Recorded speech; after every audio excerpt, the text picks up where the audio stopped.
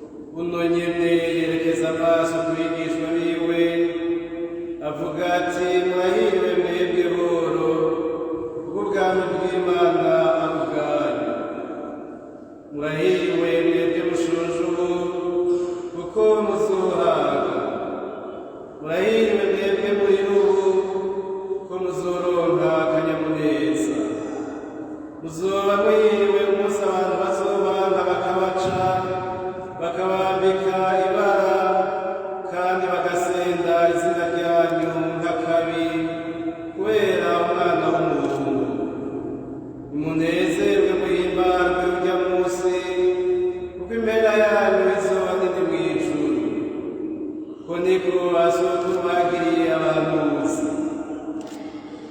Yamara mweho rero muragowe mwebwe batunzi kuko mufise ikibanezereza, muragowe mwebwe muhimvye ubu kuko muzosonza, muragowe mwebwe mutwenga ubu kuko muzoganya, muragowe umunsi wose bazobavuga neza, kuko niko bazotubagiriye abahanuzi b'ibinyoma.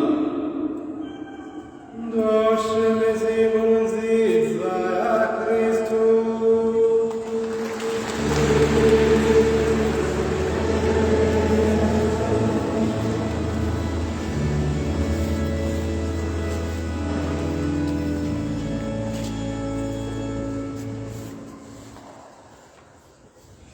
Arahiriwe umuntu yishimira Umukama. Kristu bene wacu umuryango w'Imana, mwebwe mukoraniye muri iyi ngoro y'Imana, abariko baratwumviriza ku nsamirizi y'Uburundi, eka n'abadukurikirana hirya no hino biciye kuri ubu buhinga bwa none, twese turi imbere y'Umukama, tuje guhimbaza iyo Dominika ya gatandatu y'umwaka, tuje kugira ngo Imana isanure umutima wacu. Imana itugaburire ijambo ryayo, ariko kandi natwihereze muri ya Ukaristiya, aho Kristo wenyene yashimye kwihereza abiwe imyaka izogenda ikurikirana gushika wenyene agarutse. None rero ibisomwa vyose uko ari bitatu twumvise biduhamagarira ubuhigwe atahandi bushingiye atari kwishimira Umukama, kwishimira Imana. Imana niyo nyene ubuzima, niyo nyene ububasha bwose, niyo yaduhaye ubuzima uko turi ngaha twese nta n'umwe yabwihaye, niyo itubeshaho tuba tuvyuka, kandi n'umunsi ubuheza ubuzima bwacu ngaha kw'isi niyo iwuzi, niyo kandi n'inyuma y'ubwo buzima nyene iduhamagarira ubundi buzima bushasha. Umuntu rero yikura ku Mukama aba ahushije ubuhigwe, aba ahushije ubuzima, aba atakaje ubuzima. None rero muri iri jambo twumvise ndagira tuzirikanemo ibintu bitatu. Bwa mbere, uyu muhanuzi Yeremiya afatira kuri kahise k'Isirayeli kugira ngo atwereke amagorwa yo kwishimira ibitari Imana. Ivyo rero bitwereka kugira ngo ntihagire uwuca agira nka Isirayeli. Kugira rero dutegere ubuhigwe cane cane bwo kwishimira Umukama, canke dutegere amagorwa yo kwikura ku Mana umuntu akishimira ibitari Imana, Yeremiya aradufasha afatiye kuri kahise k'Isirayeli. Uyu muhanuzi yaravyitegereje neza, atubwira ati uwo muntu yishimira uwundi muntu, akizigira ikiremwa, nayo umutima we wiyobora ku Mukama. Yari yarihweje abahanuzi bamubanjirije, bamwe ba Amosi, ba Mishe, ba Izaya n'abandi, nibo bari batanguye kwigisha imbere, bamwe iminsi yose bahanura Isirayeli ko yo kwizigira Imana, bakaba bibutsa Isirayeli ko inkinzo yayo ari Imana gusa, bakaba babivuga bisubiriza. Hanyuma rero igihe kirashika aho ico gihugu cokwizeye Imana, aho ico gihugu c'urugamba ijambo ry'abahanuzi,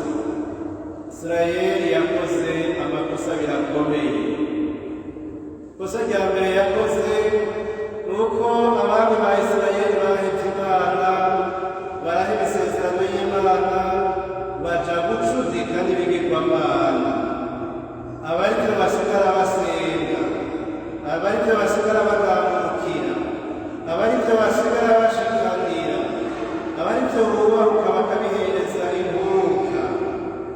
Aho kumviriza abahanuzi b'ukuri, abo barabahetse bigira ku bahanuzi b'ibinyoma, baca ku mbohe yabo.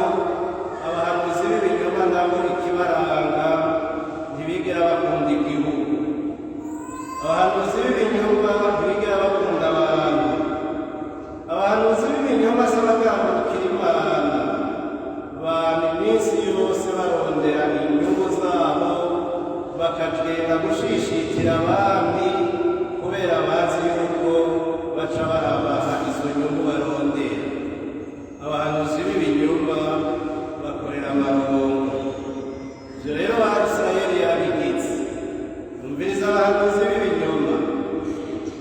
Bwa kabiri, abo bami bageramiwe n'ingwano, umwami w'i Babuloni ariko aratera ibihugu begeranye, aho gusubira kwibuka yuko inginzo yabo ari Imana, bahavuye bizigira rero abantu. Aho bari kuzigama ya sezerano bagiraniye n'Imana kuri wa musozi wa Sinayi, baciye bunga ubucuti n'ibihugu bikomeye bifise inguvu za gisirikare, cane cane muri ico gihe cari igihugu ca Asiriya. Bishimira rero inguvu, bishimira abantu, Imana baribagira. Baribagira ya Mana yabakijije uruja, imwe yabakiza ikabakura mu vyaha vya Farawoni. Ya Mana yabajabukije ikiyaga gitukura barayibagira. Ya Mana yabakutungira mu bugaragwa, bakamarayo imyaka 40 ataco bashobora kwiha, batunzwe na Mana, batunzwe n'Imana yose, baraheza barayibagira. Ubwo rero nibwo buhemu Isirayeli yakoze mu kwikura ku Mana, ikishimira ibitari Imana. Inkurikizi rero zavuye ziba mbi. Bari bishimiye abo bantu b'ibihangange, mugabo ntaco babamariye, kuko mu mwaka w'587 ushira 586 mbere y'uko Yesu Kristo avuka, umwami w'i Babuloni yitwa Nabukodonozori yaraje aratera mbere ahera kuri ca gihugu ca Asiriya, kimwe nyene bari bishimiye aragitsinda, aca arashishikara rero no muri Isirayeli, abimwe baratsindwa abo ntibari banagoye. Umwami Sedekiyasi yatwara ico gihe arafatwa, igisengero c'i Yerusalemu baragisambura, Abanyisirayeli abatapfuye batwarwa kw'imbohe bagenda gukorerwa i Babuloni. Isirayeli rero isigara ari umusaka, abana bayo barasanzaye. Kubera iki? Kubera bikuye ku Mana, kubera bahevye inginzo, kandi Imana yari yabemereye ko izobakingira igihe cose bazozigama isezerano yabo. Abagize Imana y'uburokoka bagenda kuba abaja Babuloni, ubuzima bwarabananiye, bishinga basubira kurumviriza ba bahanuzi b'ibinyoma. Abo nabo baguma babahendahenda ngo guca bavayo kuhagira hanze igihangange c'umusingi Isirayeli azobakurayo, mugabo bibi vy'ubusa, ubuzima buranga. Yeremiya atumwe n'Imana niwe yahavuye arabandikira ikete. Arabandikira ikete mushobora gusanga mu kigabane c'ubuhanuzi bwa Yeremiya, ikigabane ca 29, arababwira ibintu bikurikira. Ati nguko uko Mukama nyir'ingabo Imana ya Isirayeli abwiye abajanywe kugirwa imbohe bose, abo najanye kugirwa imbohe n'abakuye i Yerusalemu nkabajana i Babuloni, nimwubake inzu muzibemwo, nimuteragire imirima murye ivyamwa vyayo, nimwabire abagore muvyara abahungu n'abakobwa, muhe abagore abahungu banyu, mushingize abakobwa banyu, kugira ngo bavyare abahungu n'abakobwa, muharondokere ntimuzokwigere mugabanuka. Nimurondere amahoro muri ico gihugu n'abajanye no kugirwa imbohe, kandi mugisabire ku Mukama, kuko kiri mu mahoro namwe muzoba mu mahoro. ntimuhembwe n'abahanuzi bari muri mwebwe na ba bandi bakunda kugendereza, ntimuje ku mbohe yabo, kuko ibyo bigisha ku izina ryanje n'ibinyoma sinabibatumye. Imyaka 70 niyahera nzobagendera, ndabarangurira ijambo ryanje ryo kubagarukana. Umuntu arashobora gushishikara kubona n'ibindi yababwiye, mugabo bikuru bikuru byari ibyo. Yeremiya rero yihweje ibyo byose, niho rero acafatira akatwigisha, akatutwereka ubwitonzi yakuye muri ibyo byose yihweje, kandi akabitubwira tumwe n'Imana, akatubwira ataragoba umuntu yishimira umuntu, umutima wiwe wiyungura ku Mana. Aha Yeremiya tumutegere neza, nashaka ko dukengera abantu, nashaka ko twibaza yuko abantu ataco bamaze, oya, mugashaka tumenye gutandukanya Imana n'umuntu. Umuntu niyo yoba akomeye kuri iyi si, niyo yoba ari igihangange kingana gute, niyo yoba afise ingufu zingana gute, niyo yoba agufitiye akamaro gakomeye, aguma ari umuntu, ntahinduka Imana. Hari abantu rero bakora amakosa yo kubona abantu nk'Imana, aho mu biranga ntihagoye. Imana yaratanze amategeko, iratanga amabwirizwa, iratanga amabwirizwa y'ukubaha umuntu, yo gukunda umuntu, yo kubaha Imana. Imana yaravuze iti ntiwice, mugabo umuntu arashobora gutuma ntaka kugenda wice kandi akica. Aha nukuza turategera ko umuntu ari umuntu, ubuzima bwiwe bufise aho bugarukira. Imana ishatse uno munsi wobushirako akaburungu ukaba buheze. Kugira rero Yeremiya dufashe, atwigishije aciye kuri ako kahise, atwereka ingene Isirayeli yikuye ku Mana ikayibaga igasenga ibigirwamana, hanyuma rero bigatuma ija kuba imbohe mu Babironi. Kugira ngo dutegere natwe yuko umuntu yikuye ku Mana aca umuja. Iyo umuntu yikuye ku Mana aca umuja wa Shetani, kuko utakigambukira Imana tugambukira Sekibi. Iyo umuntu yikuye ku Mana asanga yabaye umuja w'ibintu byinshi, kuko byose bimukoranirako, ibitero byose bya Sekibi bimukoranirako, kubera aba yuguruye, aba yakuyeho ya nkinzo ndababwira, aba yuguruye ikibi. Gasha asanga rero umuntu ku mutima yarasanzaye, nk'uko tubonye Abanyisirayeli basanzara, ugasanga umuntu yarabuze iteka nk'uko tubona Abanyisirayeli babuze iteka, ugasanga uyu muntu aragowe kuko atagira amahoro nk'uko Abanyisirayeli tubibonye babuze amahoro. Hari ikindi rero gikomeye Yeremiya ngaha yatweretse. Yeremiya yatweretse ubwiza bw'Imana.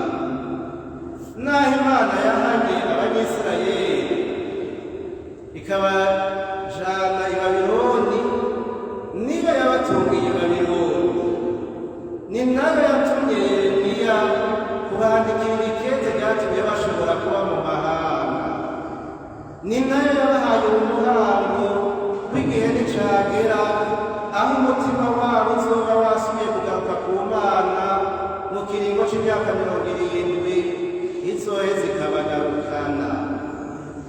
Abantu barashobora gukinda, barashobora konona ibintu, mugabo Imana yo yama ifise umugambi mwiza, kandi ico yashinze ntigihinduka. Niho rero Yeremiya atubwira atarahiriwe, arahiriwe wishimira umugama. Rero nuko Yeremiya dutera akamo kugira ngo ntihagire ikintu na kimwe kidukura ku Mana. Imana niyo buzima bwacu. Ibisigaye byose twavyumvise bimeze nk'umukungugu utumuka umuntu akabura iyo yabibonye. Iyo umuntu adatunze Imana, ibisigaye byose ni ibintu bitungiye mu gahinga katagira gitabara, aho umuntu atagira amahoro kubera yahunze nyina amahoro. Mugabo wishimiye Imana, uwo rero aba ashinze ubuzima bwiwe ku isoko ry'ubuzima. Mwumvise ko bagira batameze nk'igiti catewe ku isoko, imizi ikashokera mu mazi, naho izuba ruza ikaguma itotahaye. Uruzuba, ibihuhusi, ibintu vyononera abantu ni vyinshi. Mugabo umuntu yishimiye Imana, naho ibihuhuta bimusiga ahagaze. Nico gituma tubwira atarahiriwe umuntu yishimira Umukama. None rero bakristo bene wacu tweza tukibaza, ijambo ry'Imana riradutera ikibazo. Mbega ubuzima bwanje jewe, ubuzima bwanje, turaba ubuzima bw'ubundi bwanje, ubuzima bwanje, ico shira imbere ni iki? Hagati y'Imana n'ibitari Imana shira imbere iki? Hagati y'Imana n'abantu shira imbere iki? Hagati y'Imana n'ubukuru shira imbere iki? Hagati y'Imana n'ingufu z'abantu jewe shira imbere iki? Hagati y'Imana n'ivyiyumviro vyanje nshobora kuba nemera nkurikira shira imbere iki? Hagati y'Imana urabona ko iyi si yubakiye ku bigwanisho vya rutura, n'ivyo bigwanisho jewe shira imbere iki? Iyi si jewe ndiko ndubaka ishingiye kuki? Kuko muvyo umuntu wese akora aba ariko arashirako umuganda yubaka iyi si, none shira imbere iki? Iyo rero umuntu atubakiye ku Mana, ivyo yubaka vyose biramuherana, agasigara mu karere ko yibagiye n'ubuhingwe. Ese rero twokwama twishimiye Imana. Bwa kabiri, Yesu we yapfuye akazuka, niwe rero acaza akatwigisha bwa buhingwe, ubuhingwe bw'umuntu, kandi ubuhingwe buzokwamaho. Imana twese yaturemeye ubuhingwe, nico yaturemeye, nico dushakira, niwo muhamagaro w'abantu bose. Umuntu wese Imana yagize umuntu, imuhamagarira ubuhingwe. Muri iyi nkuru nziza Yesu yatubwiye, bazi ko ari we yaje kuduhishurira Imana Data kandi akaza kudukiza ubuja bwose bw'igicumuro. Niwe rero mwumvise atubwira ati, murahiriwe mwebwe aboro. Iyo Bibiliya ivuze aboro, naho uza turategera, ntibivuze umuntu akenye. Iyo Bibiliya ivuze ubworo, ntiyivuze wa wundi agenda agusega nk'uriye kw'ibarabara ataca umuhaye agaca gutuka. Si uwa Bibiliya iriko iravuga. Si wa wundi atagira ico yambara. Umworo ni wa wundi mu buzima bwiwe bwose, mu vyiwe vyose, azi ko ubuzima afise abukesha Imana, bumva ko aca yicisha bugufi. Umworo niyo yoba afise umurengera, arazi ko ubuzima bukesha Imana, arazi ko n'ivyo afise abikesha Imana, arazi ko ari iteka yatewe n'Imana. Umworo n'uwuzi yuko yama akeneye Imana. Umworo niwe ashobora gupfukamira Imana, akama agerageza kuyubaha. Umworo niwe yubaha Imana, akayubahira n'ayabayo. Umworo arazi ko atikwiye, ariho yishimira Umukama. Umworo arazi yuko umuntu agirwa n'uwundi, ariho agerageza kuba mu migenderanire myiza n'abandi, ntihagire uwo akengera. Ivyo afise vyose navyo ntabihereze ku mutima, babirutisha Imana canke abirutishe bene wabo. Umworo ni wa wundi azi yuko ikibara inyota umuntu atari ibintu, ni Imana ubwayo. Kimara inyota mu buzima bw'umuntu, umuntu yaremwe umutima kimumara inyota nuko aba yuzuye n'Imana. Ugisi no mweranda yarabitubwiye ko murazi ko yari yaragiye araja mu mahanga yose y'isi, ibyo abantu bita ibintu biri hejuru byose arabibamo naco atari yaragize, nasanga arabuze amahoro. Aho agarukiye ku Mana niho yatwize ati Mukama baraturemye tugira abawe, ati none rero umutima wacu gumurebagana ushika uruhukire mu Mana. Bimwe yari yaragiyemo akivayangamwo vyose kandi yari yaradabishoboye byashoboye kumuha amahoro. Yagiye kuronka amahoro agarutse Umukama niho yagira ati natoye inzira y'ubuzima. Yesu rero ati murahiriwe mwebwe mushonje ubu. Yesu ariko aravuga abashonje, ugiye kubiraba mu yindi nkuru nziza ya Matayo ibangabanganywe n'iyi, bashobora tubwira abashonje n'abanyotewe ubutungane, ubutungane mu mutima w'umuntu, ubutungane mu muryango, ubutungane mu mibano y'abantu, ubutungane mu kazi, ubutungane mu gihugu, ubutungane kw'isi. Umuntu rero ashonje kandi anyotewe ubutungane nuwama ageragezwa kurangwa n'ubwo butungane nyene, akaba yifuza ko bwokwira hose, akabusasagaza hageze ububasha, ntihagire uburenganywa kandi hari ico yarashoboye, ntihagire uburira bivuye kuri jewe. Kunyoterwa ubutungane ni ukugira umutima usa n'uw'Imana, yitunga munsi n'umuvyeyi, kugira umutima w'umuvyeyi. Imana iratunga ababi, iratunga n'abeza. Imana iyo itanze imvura, abeza bararonka, intungane ziraronka, ubwabo n'indyarya ziraronka. Imana iraguma itunga umunyakabi, ikaba yiteze yuko azohinduka, ikamuha akaryo kuzohinduka. Kandi aha niho hari inema, niho hari inema idutunze twese. Wogira bati utarakora igicumuro ntasohoka isengero, nta n'umwe yosohoka, nta n'umwe ndiko ndacira urubanza ngo turiyizi, turazi amagara make yacu niyo idutunze. Muri ayo magara make yacu Imana muri bwa butungane bwayo irazi yuko sekibi yaturenganije, iduteranya n'Imana, iduteranya na rudasumbwa, ishaka rero kuturenganura.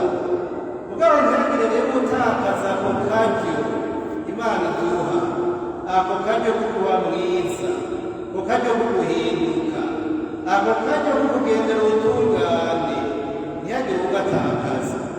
Kuko Imana ubwo buhirwe nta n'umwe izobutera yiruka, mugabo irabudupropoza kugira tubwakire. Yesu ati muzoba muhiriwe umunsi bazobanga bakabaca bakabambika ibara, bagasenda izina ryanyu kubera umwana w'umuntu, kubera Yesu. Ahavuga guhorwa inkuru nziza, guhorwa umutima mwiza, guhorwa ukuri, kubera umuntu yamenye Yesu. Uwamenye Yesu ari ibyo akajamo, niyo abandi boba babikora, ibi ntavyumvira kubera namenye Yesu. Niyo bose bobigira, bose ntibacika ababeshi, uwamenye Yesu aguma kukuri.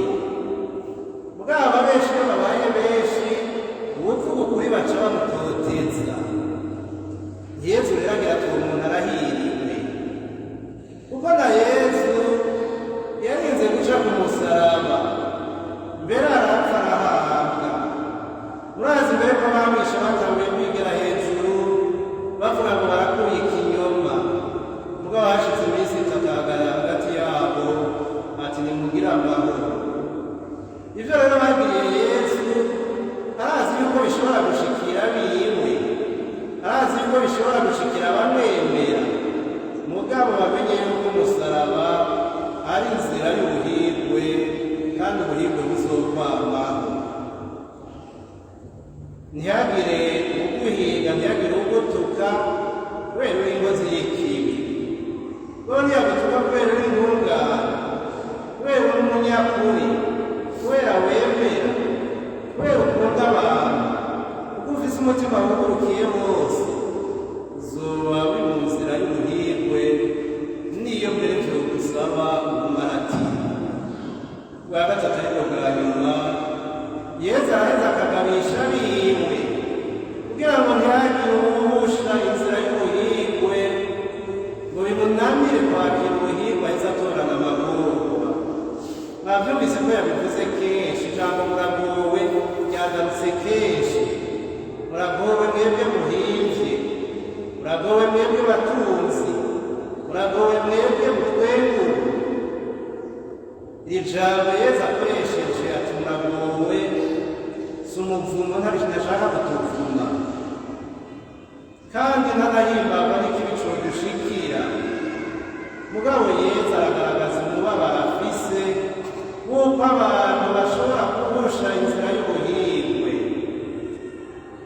Uwuhimvye yishimira ibimutera agahingo, akibagira Imana, akibagira bene wabo.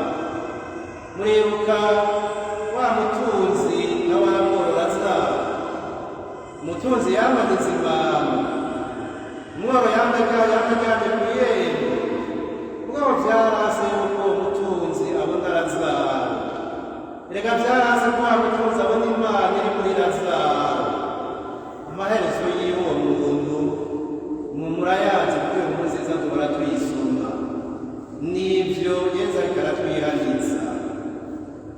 Gutunga sukugira ibintu vyinshi, abaheva basenga umutima. Gutunga sukugira ibintu vyinshi. Umuntu arashobora kuba ata kintu na kimwe afise, akaba yamaze kuba umutunzi. Ushobora kwiyumvira ati jewe kadufatire ku mwana, jewe nk'umuntu wokwiga amashure nkiga ibintu bikomeye ata muntu aravyiga, ati ngaca nza rero ngatwara hanyuma abantu nkabahonyora bose nkabereka ngacika igihangange, akaba ari ivyo biri mu mutima wiwe. Ivyo nyene nivyo atunze. Kuraba mbega umutima wacu utunze iki, urimwo iki? Harimo kurafise umutima mwiza. Tunga rero si ibintu, kuraba umutima wanje ntunze ingene umeze. Ati muragowe mwebwe mutwengu. Yesu ntiyanga abantu batwenga, ntiyanga abantu bahimbawe, ariko aratwibutsa yuko dufatanye. Iyi si irimwo ibintu vyinshi bibabaje, irimwo amarira menshi. Yesu ashaka kubona abana biwe bamumenye, aho abantu bababaranye, aho abantu bababarana n'ubabaye, aho abantu kandi bahimbarwa n'uhimbawe. Yesu aradukebura, ntihagire umuntu agorwa ngo mwene wabo ahimbawe, ntihagire uwubabara abandi ngo batwenge, ntihagire uwukena abandi ngo birabire hirya, ntihagire uwurira abandi bariko bararirimba. Abantu turafatanye, nico gituma turi umuryango, kandi ivyo turakwiye kubizirikana ko neza, kubona yuko turi umuryango. Kumwe rero mu nzira y'umusaraba, Veronika yahanagura Yesu mu maso. Yesu agaheza agaca yishushanya kuri ca gitambara ciwe. Niko Yesu ashaka ko abo bose bafise ubumenyetso bwa Kristo mu mutima wabo, abo Yesu yishushanijemo mw'ibatisimu, ashaka yuko borangwa n'urukundo rwaranze Yesu, ashaka yuko borangwa n'impuhwe zaranze Yesu, ashaka yuko bokwishimira Imana. Yesu yaraduhaye akarorero gakomeye ko kwishimira Imana. N'igihe yagira sandame, agira turakamo ka nyuma, yagize ati dawe ndaguhereje umutima wanje. kuko kuri Yesu inyuma y'urupfu haracariho kwizigira. Inyuma y'urupfu Imana iracafise ijambo. Ivyo rero abantu ntibabizi ko inyuma y'urupfu hariho ubuzima. Yesu yarabitweretse. Aho bose Yesu yishushanijeko niyo batisimu ashaka ko tworangwa n'ubutungane bwamuranze, tworangwa no kubaha Imana, tworangwa n'inyota dufitiye Imana, tworangwa n'amahoro yamuranze, tworangwa n'ikigongwe isi ikabona gukira ubukoko bwose tubona hirya no hino buza gutuka Imana.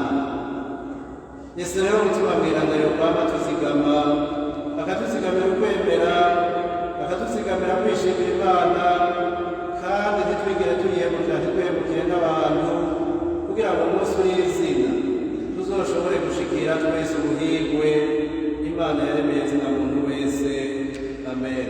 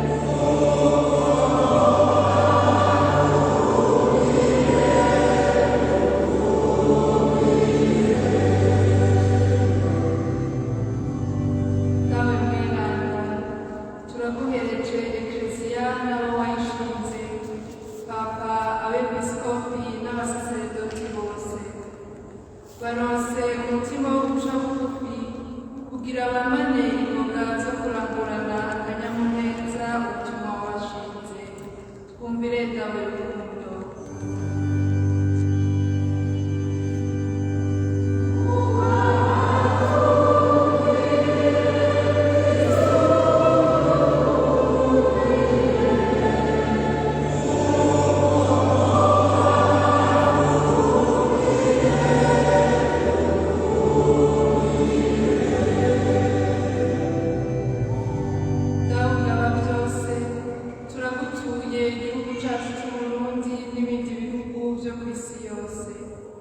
Rosa mutima wawe abaturongoye ubafashe gutunganya neza amabanga wabashinze maze uyabere inzirigani wawe. Twumvire dawe mwiza.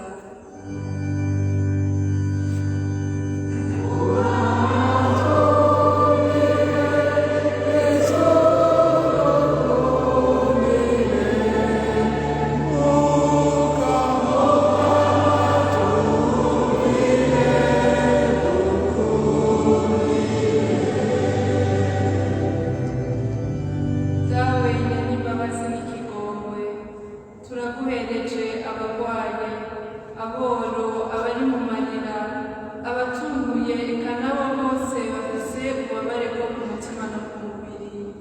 Mutima mweranda nabakomeze, yongere abafashe gutahura ko mu rupfu n'izuka vyawe ari urukiza rwose ruva. Twumvire dawe nyir'ikigongwe.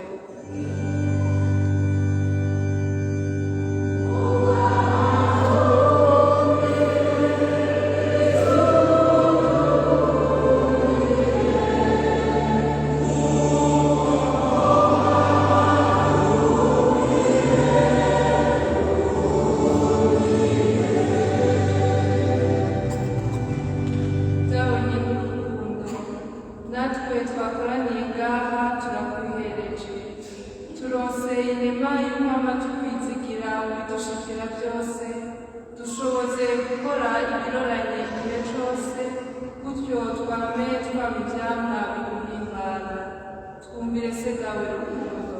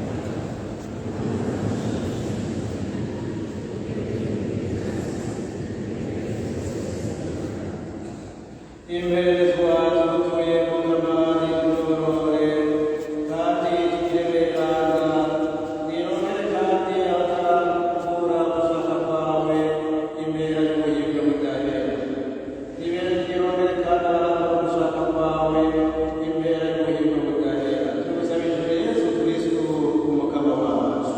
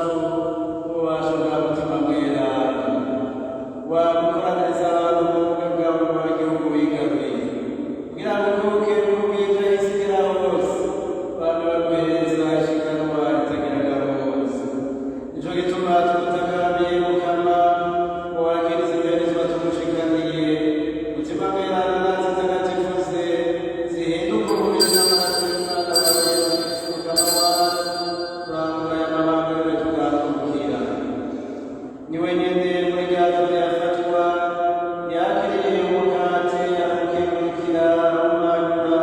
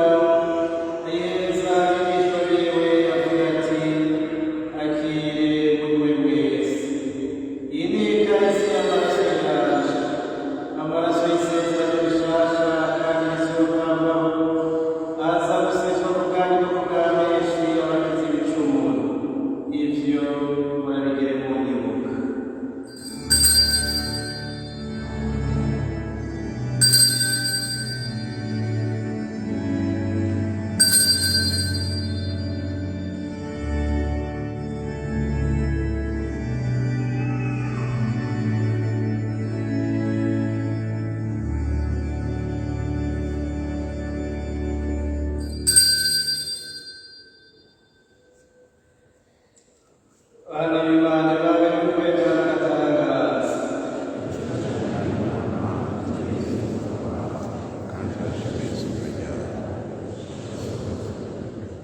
Niba rero Mukama uyu munsi turiko turibuka umwana wawe yabona yakongera akakurokora, hanyuma akazuka ku buryo bw'agatangaza, akongera kurira mw'ijuru.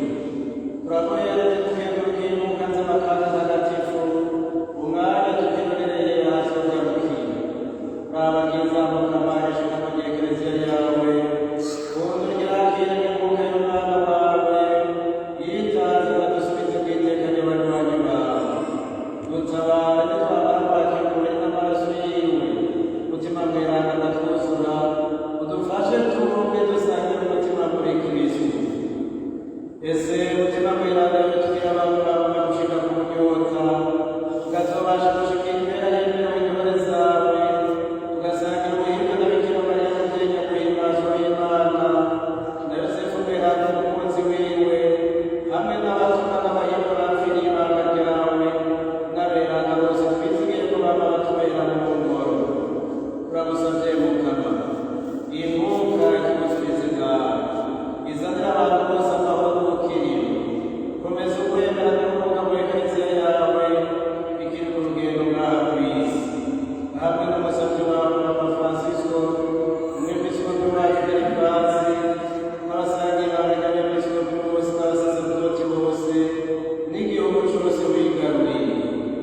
Tega amatwi ibisabisho vy'umuryango wawe, wateye iteka n'uburebuke imbere yawe, muvyeyi nyakugurwa vy'ikigongwe, ugarukane mu bumwe abana nabo bose bashwiragiye. Muri ivyo bisabisho Mukama turaguhereje igisabisho c'umuryango, ukengurukira ku vyiza ugasiba kumugirira, tukagusaba ko wobandanya ukomeza ukwemera ukwizigira n'urukundo. Turaguhaye iki gisabisho c'uyu muryango, ukengurukira imyaka 60 n'ibiri biseruko amaze avutse, uwo muryango ukengurukira no ku bindi vyiza vyose wabagiriye, bakagusaba ko wobafasha gutera imbere mu kwemera, mu kwizigira no mu rukundo. Turagutuye iki gisabisho c'uyu muryango ukengurukira ko wakijije seruko na nyina kuko bari barwaye, bagusaba Mukama ko wobandanya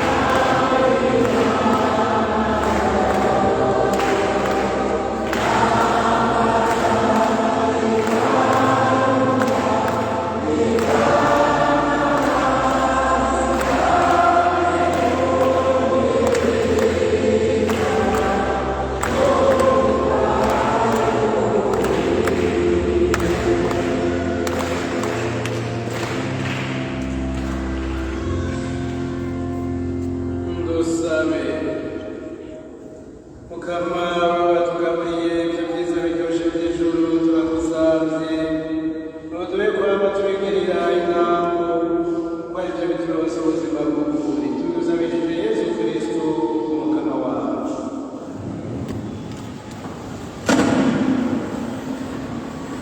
twubahe eklezia y'umuryango mu gutunga ijambo ry'imana gusoma kurigendera. abajejwe ubutumwa bw'ingo n'imiryango muri diyoseze nkuru ya Bujumbura bifatikanije na Foyer Charite baratumiye abubakanye, abapfakazi, kwaruka, imisore n'inkumi mu nyigisho z'indwi yahariwe